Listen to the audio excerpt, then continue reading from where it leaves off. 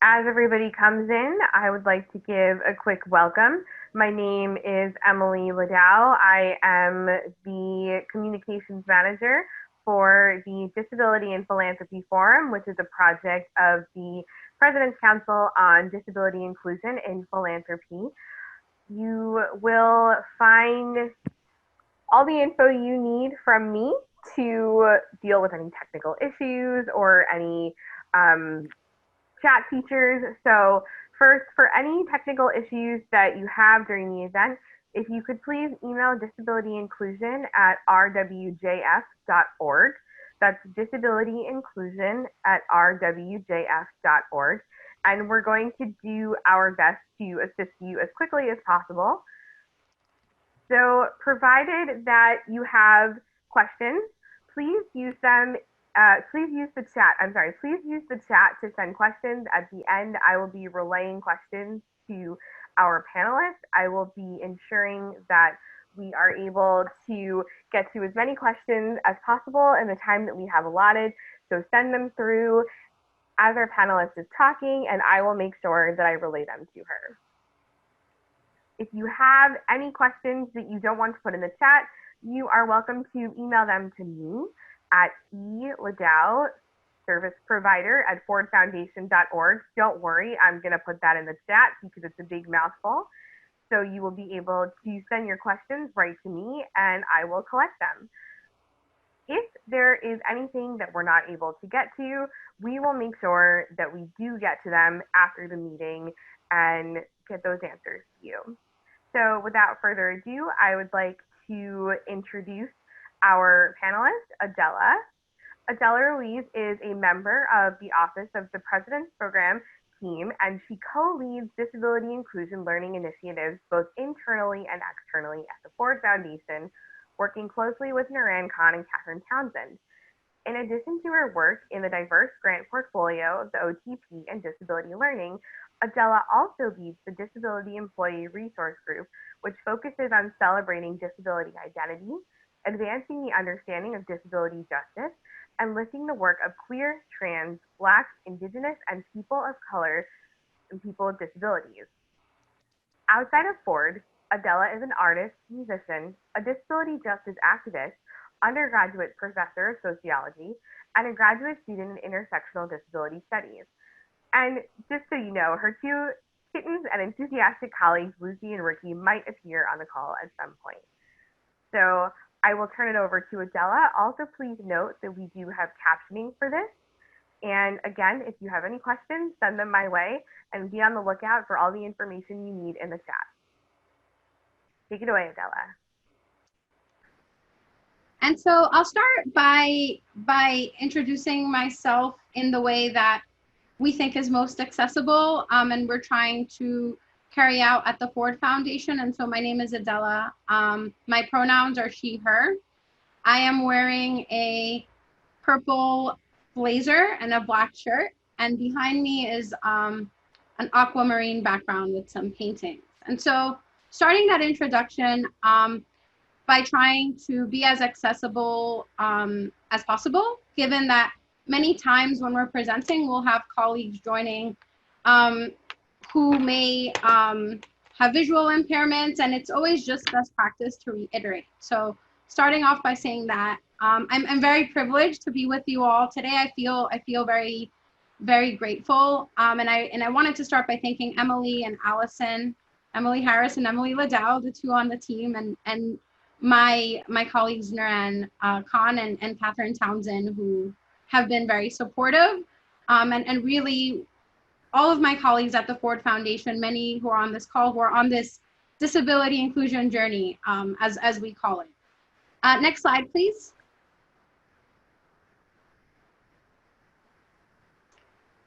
So the session goals, trying to keep it pretty simple. Increase awareness of the disability community. So who is in the community and what does the community, without speaking individually for everyone, care about or prioritize, especially in these days? So what are the challenges of the community? We'd like to equip you with tools, so maybe something more concrete to advance disability inclusion in your own context and in your own role at your organization. So we're hoping that you leave just with some tips and some concrete next steps. And then the last one is really strengthening confidence and including people with disabilities at your organization. And this really comes from our own journey and speaking to a lot of funders and having funders say, well, we don't do disability, as if disability is kind of a subcategory versus something, a group of people that want to be embedded and included in all aspects of the work. So we're going to talk a little bit about what inclusion looks like and trying to move past doing disability to bringing in disability into our work. So these are our three major goals for the session. And I will, before moving on to the next slide, just note that throughout the presentation, I will be using both people first. So that is people with disabilities and disabled people, identity first language, because both are used. And it's important to clarify that in the international context, people with disabilities is favored, but there is now a rising of people with disabilities, disabled people that want to identify as disabled first to claim disability identity. So it's by design that I will be saying both terms interchangeably because that's how we present those terms at the Ford Foundation. Next slide, please. So what do we mean by disability? So that this is an important starting point. And so what we mean by disability is threefold. And before I get into that, I do want to describe what's on the slide. And so we have a stethoscope in a purple background with the writing impairment is a medical diagnosis. And we have a group of people, I think there's about 20 of them, all stacked up. And the writing is disability is a social construct. And then we also have some hands making sign language, and they say disability is an identity, community, and culture. So that's describing the slide itself. And so when we say impairment is a medical diagnosis, we're really referring to the medical model of disability. And the medical model is the idea that disability is a problem specific to the person. So it's caused by disease, trauma, or other health conditions and requires sustained medical care in the form of treatment by professionals. And the medical model can be helpful in terms of identifying needs and supports, but the medical model is limiting in that it puts the onus of disability on the individual experiencing the disability and the authority to determine the treatment and the needs and the supports on the medical provider, which is not centering the person who is affected, but really relying on medical information to determine this. So we're trying to move away from the medical model, and I'll discuss why. So, but before I do that, I do want to highlight that the charity model is important, and it sometimes is happens in tandem with the medical model. And it's this idea that disability is a tragedy, or disabled people are victims who deserve pity. And they are spoken of often side by side because really they're used often by non-disabled people to define and explain disability. And so really what we're hoping to push us toward in this conversation and when we say disability is a social model. And the social model of disability is really defining disability as a social construct and a created problem that requires all of society and all of us to participate in its solution. It's empowering because it centers the person with a disability, and it sees disability as more complex than just a diagnosis. And there's really a push for this because we want to talk about disability in a holistic and inclusive way where the people being affected by disability are really centered in conversations about their experience, which is why we're pushing that. And this is what we mean when we say disability as we go on in the presentation. Next slide, please.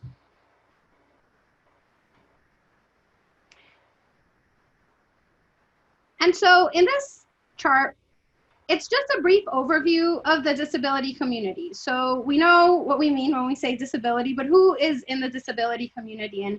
And And what does this mean in the context of the United States? We can likely have multiple trainings in an international context, and a lot of the materials we'll be discussing on this call can apply to international context, but I will be focusing on national for now.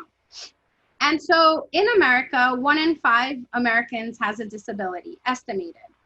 And as you see in the charts, we see it says 56 million. We think that since this data came out, it's about 61 million, and it's closer to 20%.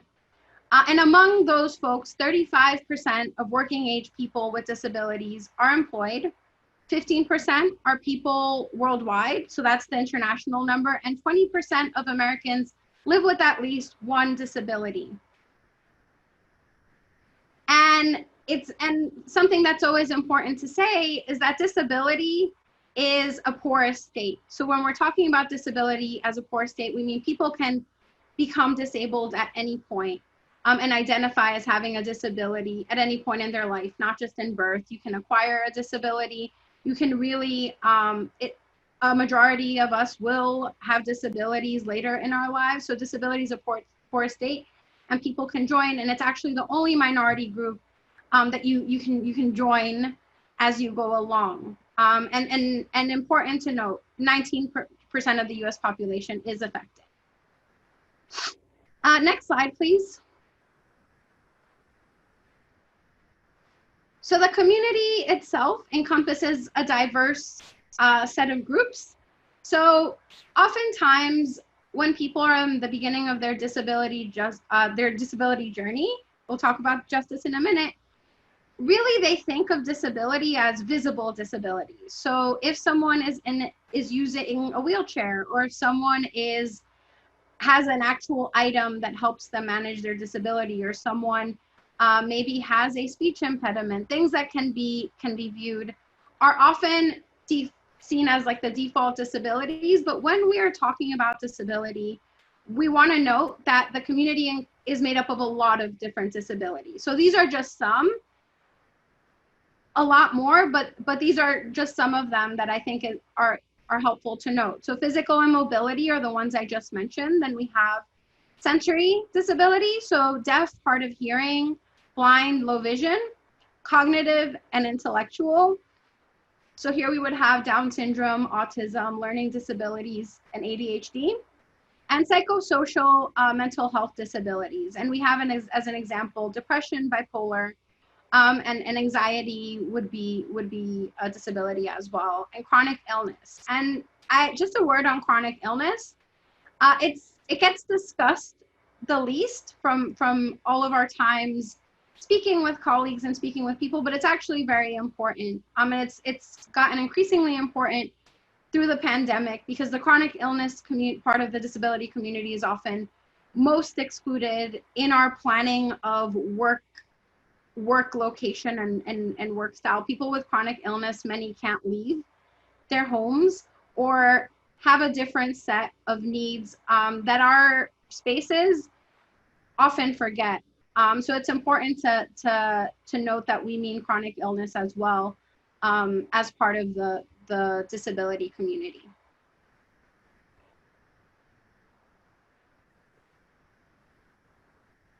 And so the last thing I want to highlight is that disability isn't a binary. We can think of it very much so like a spectrum, in a similar way as gender, in that a lot of people with disabilities may not identify as having even just one disability. So there could be multiple disabilities. Functioning operates on a spectrum. So it's way wider than just disabled or not. And that's important to think about as we're going through and having the rest of the conversation. And it's also just reiterating the point that disability is porous, so things do change, and it's not fixed. And that's to say that in our understanding, any one of us, loved ones, people we know, can be affected by disability. So even if right now it does not seem relevant, it is relevant. And oftentimes many of the people we serve are affected by disabilities too. So I'd like you all to keep that in the back of your mind. And like I said, a little bit earlier, it's more than just physical disabilities. It's more than just a ramp or a screen. It's really thinking about disability in a holistic way, and trying to understand that the meaning of disability and disability itself is broad. Next slide, please.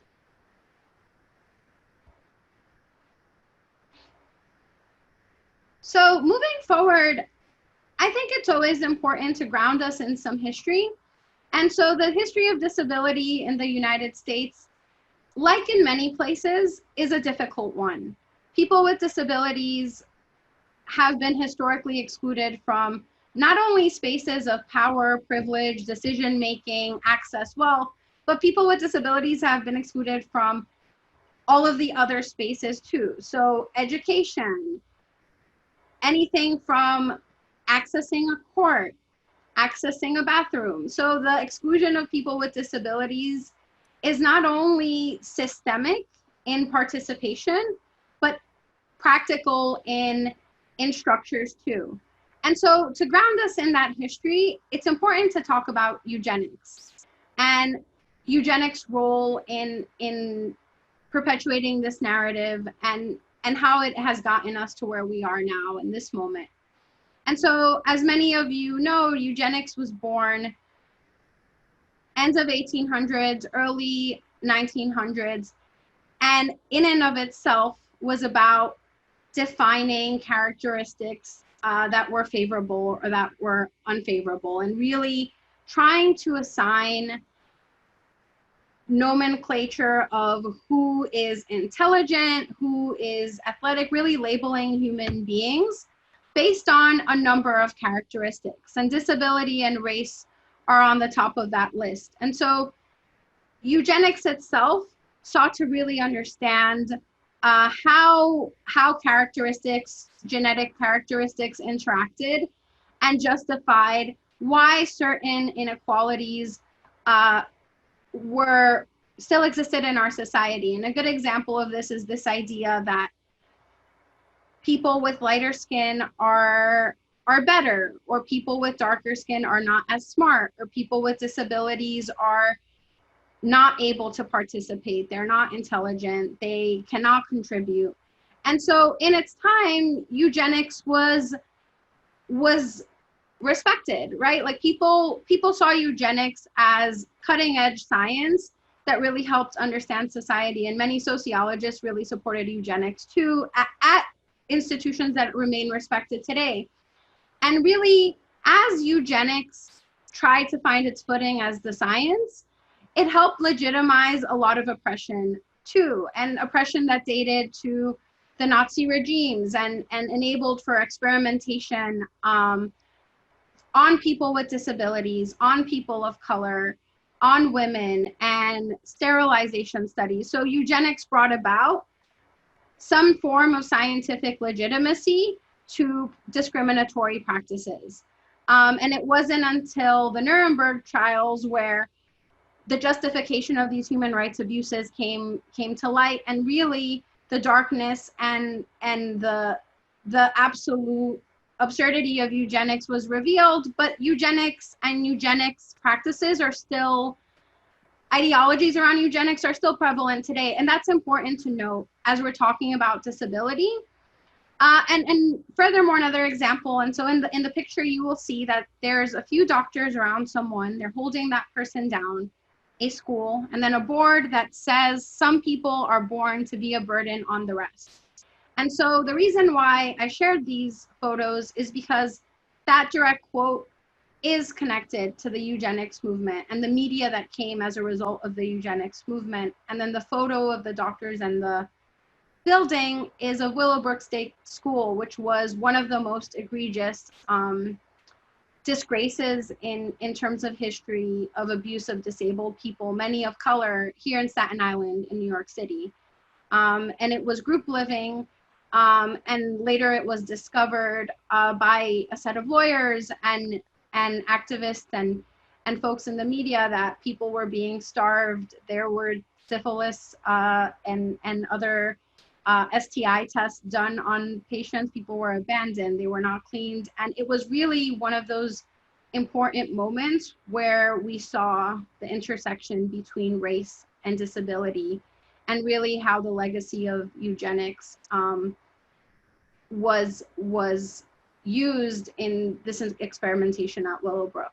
And so that grounding is key to really understanding what came after. And what came after was the disability rights movement, and this idea of partnering with the civil rights movement and advocating for the humanity and the dignity of all people.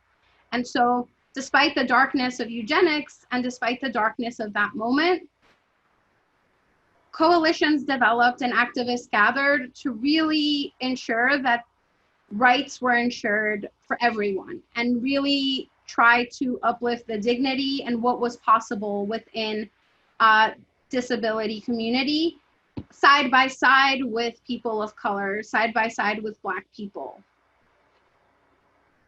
And next slide, please. And so now that we have that historical grounding, we'll talk a little bit about disability rights and what disability rights demands, and that's universal rights and a shared humanity. So going back to the social model, which centers the human being and centers the person with the disabilities, the social model interrogates structural discrimination. And so really what the social model seeks to do is address the interaction between the disabled person and the barriers we face, whether it's attitudes, lack of physical access, lack of access to healthcare. So it's more than just disabled people or people with disabilities over there, but really how does society interact with people with disabilities, and what systems and structures do we have that perpetuate challenges within the experience of being disabled. And actually something important to note is that when there has been research done looking at key factors of self-identification, stigma, discrimination, severity of impairment, were influential in really the public consciousness around disability, identity. And so the social model seeks to address that. And people were really excited about the social model and still are because of that portion of its role. And so transitioning from the social model, we want to highlight another framework that's very helpful, and that's disability justice. And so disability justice, at least the way I see it, takes the social model one step further, because disability justice centers the experiences of the most marginalized within the community. And so beyond seeing full humanity, beyond accepting that disability is a construct that we're all participating in the perpetuation or the dismantling of, disability justice seeks to say, yes, and we need to center the experiences of the most marginalized. And that's queer, trans, indigenous, Black, people of color, and immigrants and women too. And so disability justice as a framework challenges us to, in our understanding of disability rights and the social model, to evolve and understand that we have to be more inclusive of those who are most affected within the disability community. Not to say that we don't support everyone, but it's to say that because so many groups have been left out, so many groups don't get to participate as it is because of their other identities or how their identities intersect, we need to center them. And so next slide, please. And so in this slide, we have two women holding hands. The woman to the left is a Black woman in a wheelchair wearing an orange jumpsuit. The woman on the right is wearing an all-white jumpsuit and a hijab. In the center of the photo is a sign that says, "Disability justice means resisting together. From solitary cells to open prisons, to exist is to resist." And below it is a quote from Leroy Moore that says, "All bodies are unique and essential. We move together with no body left behind. This is disability justice." And so that I think is a good summary of disability justice. And really the principles of disability justice, there are about 10, emphasize those very things. They emphasize intersectionality, leadership of the most impact, a genuine commitment to cross-movement organizing and solidarity, collective access, and acknowledging the wholeness and the humanity of people with disabilities. And so at the Ford Foundation, we say that we're embracing disability justice values. And the reason why we say values is because disability justice itself is aspirational. We have a lot of work left to do to really make our organization fully a justice organization or fully embracing disability justice, but we can move in those values with that spirit toward our disability inclusion goals. And I know that a lot of people on this call are from very different foundations with goals and visions for their own. And so really disability justice is the framework that aligns with our values and our mission. But to be disability inclusive, you can certainly embrace whichever one works for your mission and your organization.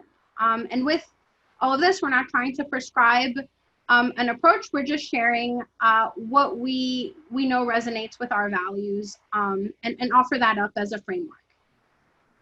Next slide, please.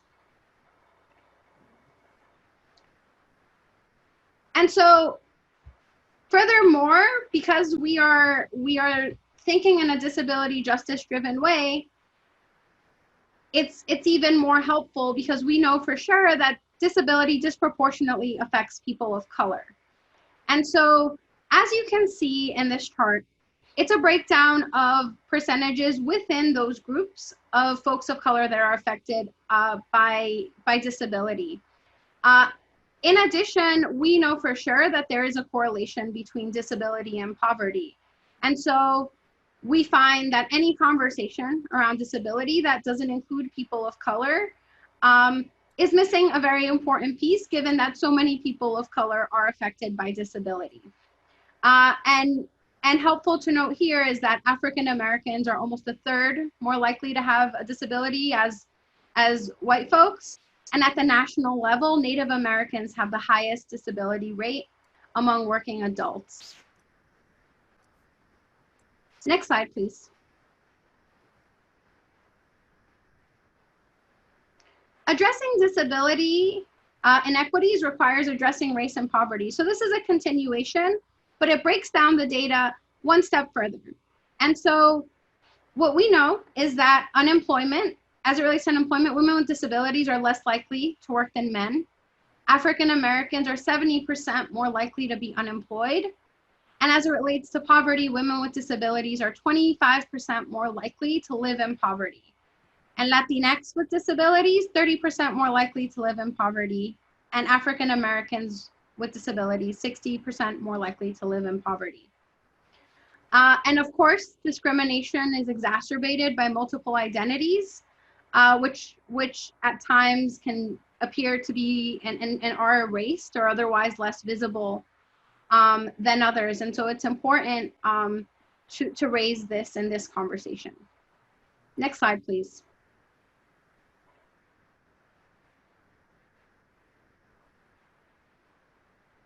Disability is an integral part of diversity, equity, and inclusion, or DEI. And it's helpful to say that because oftentimes, as I mentioned before, when organizations or funders say we don't do disability, it's as if it's this separate thematic area, which it could be. Some funders do have portfolios only on disability, but really disability can be folded into your existing DEI efforts. And it can be an essential part, just like race, class, gender, all the other ways in which sexuality, all the other ways in which your staff identifies disability can be an integral part of that DEI journey too. So when we think about disability inclusion, beyond our grant making, beyond our convenings, we can also think about it in our people and culture, in our human resources, as really another part of that work or an extension, a continuation of those efforts. And so the disability community, and this is my favorite too, has a phrase and there are books and we cite it all the time, and it's nothing about us without us. And what that means is people with disabilities should be in all conversations and decisions that seek to center people with disabilities. So while it sounds intuitive, if you are having a conversation around what it would look like to establish an accommodation, or what it would look like to hire people with disabilities, or bring in CART or events. It's important to consult with people who understand disability and experience disability.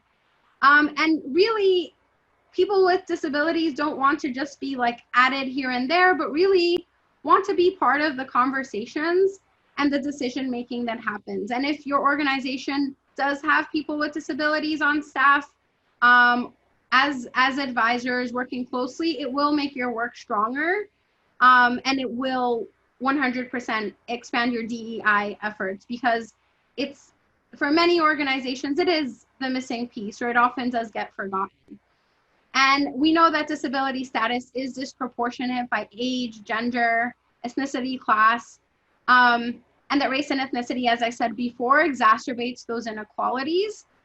And the last point I'll say, related to DEI, and really this is for all of the efforts too, is that people with disabilities have a variety of expertise beyond just disability. So it's great if the people that you hire to help with your disability grant making or your disability convenings, events, have disabilities. That's amazing. But what's also really amazing is if people with disabilities are in your operations teams, or are in your human resources, or are leading, or are on the board, because really people with disabilities have a variety of things to offer beyond just disability. And we think at the Ford Foundation that inclusion, it is holistic, that it's not just on those topics that are related to one aspect of a person's identity. Yep, next slide, please.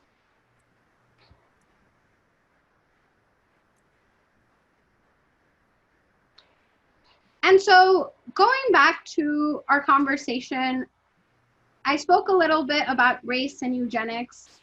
I do want to talk about ableism now. And so ableism, the definition, and this is a definition from Adela Ruiz, is a system that places value on people's bodies and minds based on societally constructed ideas of normalcy, intelligence, excellence, and productivity. That's a mouthful, so I can say it again. So a system that places value on people's bodies and minds based on societally constructed ideas of normalcy, intelligence, excellence, and productivity. And so what we see as ableism is imposing an able-bodied mindset on your expectations of individuals, whether they have a disability or not. And so when it's said that something is advancing ableism, it's meaning that it is energizing a system that values people's bodies based on whatever is defined as the important characteristic. So I'll give you an example. If your systems are only designed for people that can physically come in person to work, in some ways it can be ableist, because if you're someone that has a chronic illness and may not be able to travel to work, may not be able to leave your house, you're by default excluded from that application process. If you're having a meeting and there's no option for people to request accommodations, maybe if you're someone that is hard of hearing or that would benefit from CART or transcription, you might not be able to participate in that meeting. And not to say that actions in and of themselves are intended to be ableist, but if we're working in a system that does not create accommodations, opportunities, or moments for inclusion for people with disabilities, the systems in and of itself can be ableist. And so what that translates to in real time can be the devaluation of people based on normalcy and productivity. So if you happen to be on a team or on an organization that really values like production, being in person lots of hours, maybe written communication only, that might be very limiting for someone that is not able to participate in that way. And it's important to note that all of these dynamics, ableism, race, eugenics, they're all in conversation. They're all at play together. Because during slavery, for example, doctors coined the term drapetomania to describe illness among slaves who wanted to escape. And all of this labeling as like crazy and unstable is rooted in a lot of this history that really perpetuates a sense of superiority of people who are able or people who are white versus anyone else. And so in order to dismantle those negative attitudes, we have to understand how disability is inextricably linked with racial equity. And so as we respond to racism, I think we need to respond to ableism too, because they're working together. And to dismantle it, you have to look at the full picture, and where that picture even began to start, and maybe even before the eugenics movement, building this language to other and isolate people who are different. Next slide, please. So this slide is all about language. And when we have these trainings at the Ford Foundation, this is one of our most important or most popular parts of the training, because it moves us into more practical tools and tips. And so what we know is that language reflects ableist social norms. I gave some examples earlier, but really we're participating in language. And if there's among the many things we can change and act on, language is one of them. And so here we have a word cloud with different colors, blue, green, some shades of lavender and purple, and all of them have different sized words. And I'll read some of them. Some of them say lame, moron. I won't read all of them. Maybe crazy, imbecile. And so this is blatant and examples of how ableism manifests in our language, in our day-to-day life, because they're defaulting able-bodied people as like the acceptable and the normal. And so whether people internalize, whether it's intentional or not, these words do perpetuate that history. So for example, if you're someone that is having a conversation with a loved one and you start shouting, well, are you blind? It's never used in a positive way. And same as lame, moron, crazy. If you're someone that's experiencing that disability, it can be hurtful and painful to have that language used, and it's all over. It's in our meetings, it's in our documents. You have things like, well, we don't want to like cripple the efforts, all of these expressions that we use on the day-to-day. And it's kind of like you can't unsee it. You'll see these words coming up all the time. And it's never positive, and it's never respectful. And so we thought what could be helpful to you all is to share a list of terms and words, and what we've observed to be helpful alternatives. And I'll talk about that in the slides moving forward. Next slide, please. Language reflects power. And so similarly to what I said before, disabled people want to own and influence the language, which reflects their power. And at the same time, we're using outdated terminology. So we know that language is always changing, and here we are using words like handicap versus disabled people or people with disabilities. We're using words like special versus additional support. And so what we're hoping for in this guidance on language is to really share that the feedback that we're getting, the suggestions that I'm providing are really coming from ongoing dialogue with and led by people with disabilities. And I know that language is always changing, and so this is kind of the most current set of terms, but by no means is what we'll be talking about or what I'm gonna offer an exhaustive list, but really just a beginning as you're thinking through language. Next slide, please.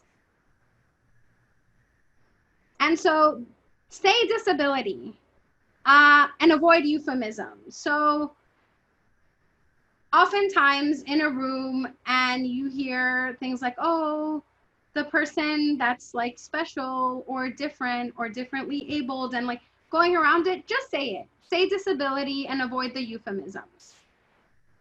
In this picture, and I want to highlight in this picture, we have disability with a green check mark and specially differently abled with an X. And so Lawrence Carter long said, a need isn't special if other people get to take the same thing for granted. And that's what it is, right? Like by saying special or different, it's further separating the individual from what it is happening. And so we want to avoid using that. And oftentimes in trainings, we get the questions, well, what's wrong with special needs or special education? And what we found is that it's mostly parents of children with disabilities that use these terms. And as a community, adults with disability reject these terms and prefer just the disability said, because needs aren't special. You would never ask someone to say like your need to eat or your need for water is special. And so we shouldn't use that for folks with disabilities too. And a suggestion is to focus on access and inclusion and the person. Next slide, please. Another example that we want to share is accessibility. And so Allison, I think if you click one more time on the slide, people will see the check marks and the X's.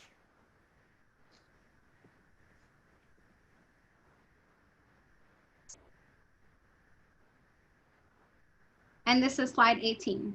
So what we want to do is focus on accessibility language. So instead of saying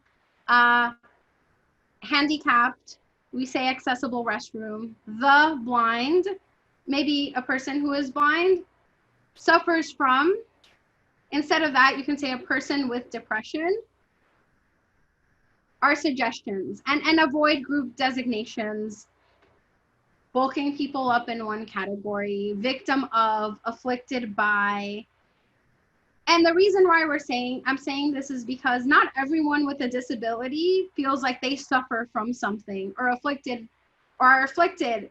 Some people with disabilities, many people with disabilities are proud and they see their disability as something that's part of their life. It's part of their day-to-day experience, how they experience and see the world. And so there's no need to put this victim, afflicted, attachment, because that's a judgment and assumption you're placing on the term, not that. Next slide, please. Yep, and this is the language guidance slide. And I'm sharing this as a brief taste of the document we're going to share with you all called Talking the Talk. And really, there's a list there of some commonly used words and an affirmative and a negative. So not to go too much into detail, we will provide a document that's going to have a lengthier discussion on this topic of language and offer a longer list, not exhaustive, of alternatives. And for those of you that like to have things on hand, I always have that next to me by my desk. It's just a good thing to look at and to really think about. So that's something that we'll share with you all, and that has an FAQ that addresses a lot of the questions I've said as they relate to language, and new ones as well. Next slide, please. As you're thinking through ways of interacting with people with disabilities, here are some suggestions. First, stop. If you want to help, just stop. Not stop helping, but just stop and think for 1 second. Don't make assumptions. If you see someone that you think might have a disability, or you can ask, always ask if and how you can help. You don't need to ask people for the personal detail of their disability to help. You can just say, can I help? And be generally hospitable. We get this question often with our security staff and our facilities folks. When they see someone with a disability, they're like, well, how do I know? There's a lot of anxiety. Just ask if you can help. No need to go into specifics. If there's a door that can be open, if there's something that you think, a fork that can be passed in the lunch line, feel free to ask, and you can like cordially do it as you would ask someone without a disability. Lastly is speak directly to the person with a disability. So many people with disabilities have aides, folks that help them out, assistants, translators, interpreters. Always speak to the person with a disability. Sometimes folks get in the habit of just speaking to the person assisting and completely excluding the person with a disability from the conversation. So you want to make sure you're speaking to the person that is actually there. And my workaround to this is I just speak to everyone as a group. So I just look at everyone, and that tends to be helpful. If you're not sure who in the group actually has the disability or you want to be inclusive, that's always a good practice. Next slide, please. And again, helpful tips are speaking at eye level, respecting people's personal space. So many people have the instinct, if they see a wheelchair, of taking the wheelchair and pushing it, but that can be pretty offensive. Just think of it this way: if you were on the street without a wheelchair, using a wheelchair, you wouldn't want a stranger to shove you and push you. Similar, a lot of people with disabilities see their wheelchair, cane, assistive devices as an extension of their personal space. And so please respect that personal space. And what you can just do is say, I'm walking toward you, describe like what's happening. And that's especially valued if someone has a vision impairment, just to narrate what's going on. You can tap a deaf person on the shoulder and speak normally and verbalize your name and presence. And if you can't understand for some reason, for whatever reason, just confirm understanding is a best practice. And I think it goes without saying to relax and not be embarrassed. A lot of people don't know what to ask, and many people may not be very friendly, but always know that like you're trying to engage. And there are some people with disabilities that welcome help, welcome support, and others that just don't want it, but that's every human. So all because you have a bad or good experience, don't let any one interaction define your level of outreach to folks with disabilities. And so Allison will skip the next slide, and I'm going to jump right into slide 24 for the sake of time.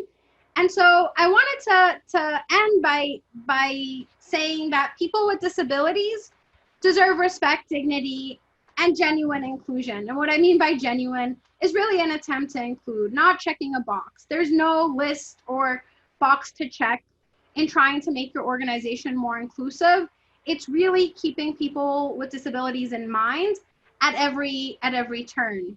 And so really, regardless of how you choose to pursue your inclusion or your inclusion journey, keeping at the center that people with disabilities deserve dignity, respect, and inclusion, and genuine inclusion is key. And right next to that is a picture of a number of people moving their arms that says, "Nothing about us without us is for us." And that's something that, if you take away one thing, would be that.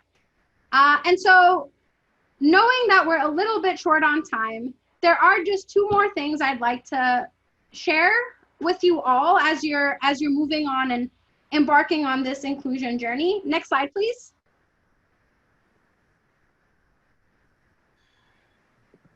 Allison? Thank you. And so where do you start? So I know a lot of the information shared, it's a lot. And oftentimes you're like, well, this is great. I want to do the right thing for my organization, and I want to be a strong partner, but where do I even begin? And so here are some things that I think could really help.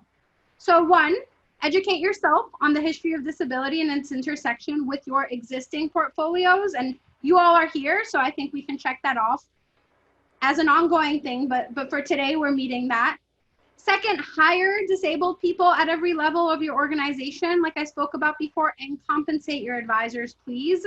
While lots of people, you can have a quick call and all that, but if you're bringing on people to long-term advise your organization, it's important to compensate and acknowledge them for their time and their work. Discuss, so have conversations with people with disabilities and listen to their ideas on way to partners. It's easy in funders or foundation spaces to to come in with our strategy and our vision that we've worked so hard on, but maybe that strategy or vision might not align with the group you're speaking to, and having that openness to listen is key. And lastly, more practically, you can audit. You can audit your organization for accessibility, look at your space and your systems to see if they really are as accessible as you would hope for your organization. And next slide, please. Lastly, here are some ways to learn and to stay involved. So we'll share the talking the talk and as much information, but there are ways for you to continue this conversation, and we really hope you do.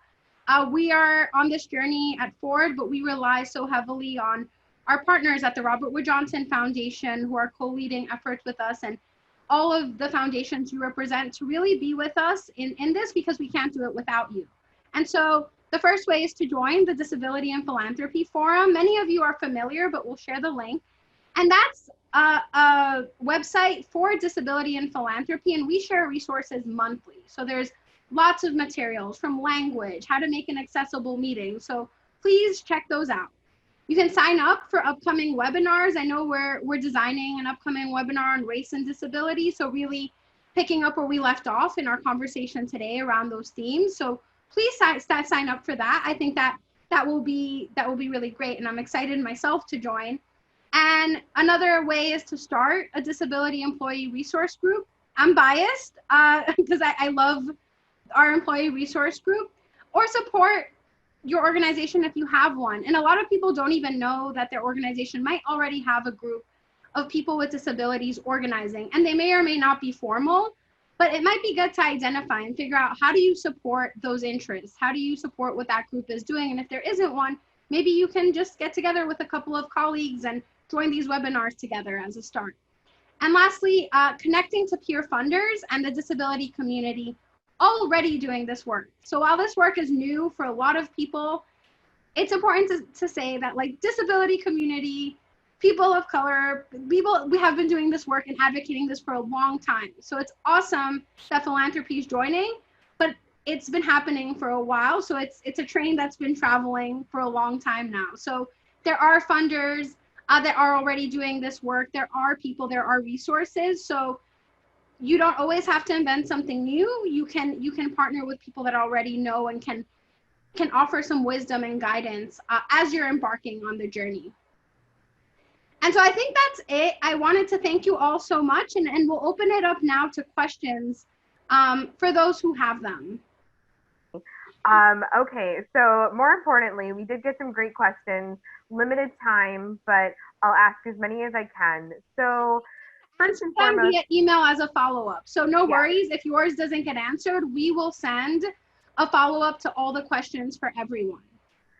Yes, so when helping your foundation identify ways to incorporate disability inclusion, does the conversation regarding visible or invisible disabilities need to be separated out in order to develop targeted strategies? Or would you say that's counter to disability inclusion principles? And the person who asked this is talking about this in connection with how we used to catch all people of color in discussions of racism, whereas now we're being asked to dive deeper and address anti-Black racism specifically. Yeah, that's a great question. The short answer is no. I don't think they should be separated. I think the problem is that they're separated so often. And the reason why it's a problem is because what that happens is it perpetuates the delegitimization of invisible disabilities. And so then what that creates, and we see this all the time, you have people with invisible disabilities or potential partners, potential grantees saying like, oh, well, we only like have neurodiversity, or we only have like mental illness or autism, like, do we count?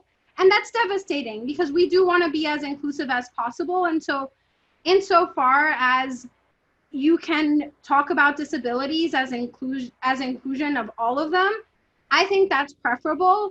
There are some organizations and funders that care about specific disabilities, but that's not our approach at Ford.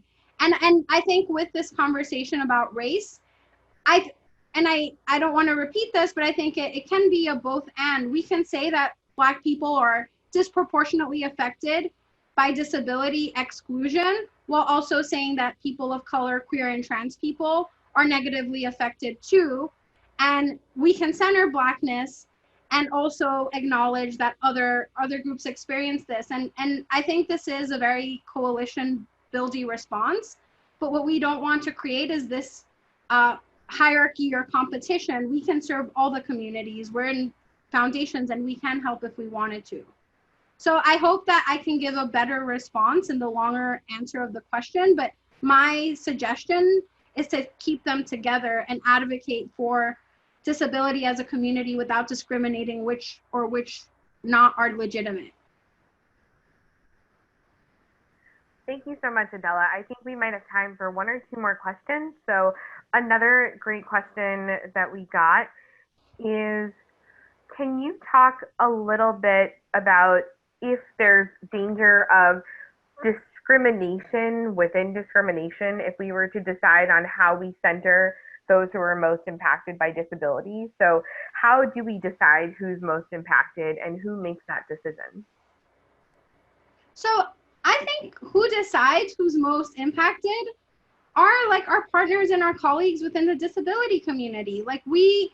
I think philanthropy has, like, we don't have to be the decider or the arbiter or like the final voice on anything related to disability. I think the disability community in and of itself can define its priorities and its needs more than any of us can, even disabled people within philanthropy. And so I think instead of even framing it as like most or less, we can listen to our individual partners, grantees in the community, do our research, do our work, but also listen to what it is needed, because your context, if you're from like a regional foundation where maybe those needs are different, it can change too. So we can prescribe, and I won't prescribe like a blanket best strategy. I think that's up to your constituents and your grantees, because they're the ones on the front lines. They're the ones seeing what the needs are. But what I will say is that many organizations led and run by people of color, queer, trans people, don't always have access to us in philanthropy. And so the needs we might be hearing, if we're not talking to people that are excluded, might be different than if we were talking to those people. So I think listen to your partners, listen to your grantees, but also like really encouraging, try to make new partners from those communities. If maybe you're hearing something and you're saying, wait a second, like disability is connected with poverty and race, like how come I have no people of color with disabilities on my portfolio? I think those are the questions that might get you closer to that. Thank you, Adela. So I think in the interest of time, we will wrap it up there. However, we did get some more great questions, so we're making sure to save them and we'll get those answers to you. We really appreciate everybody joining, and thank you so much, Adela, for such an insightful presentation, for sharing such insightful responses to the questions. And everyone, please be sure to be on the lookout for all of the follow-up information that we will be sending you. Thank you all. Thank you all so much. Take care and stay in touch. Take care.